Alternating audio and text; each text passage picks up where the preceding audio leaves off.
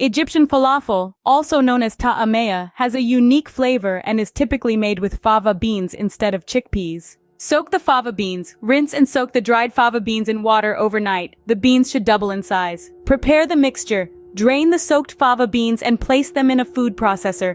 Pulse until you get a coarse, grainy texture. Combine ingredients. In a large bowl, mix the processed fava beans with chopped onion, minced garlic, parsley, cilantro, cumin, coriander, baking powder, salt, and pepper.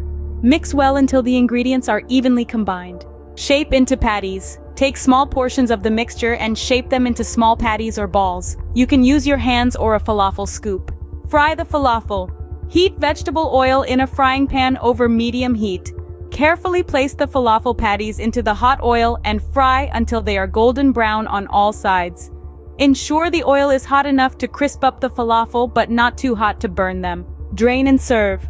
Once fried, place the falafel on a plate lined with paper towels to absorb excess oil. Serve them hot. Serve with accompaniments. Egyptian falafel is often served with pita bread and tahini sauce. You can also include fresh veggies like tomatoes, cucumbers, and lettuce for a complete meal.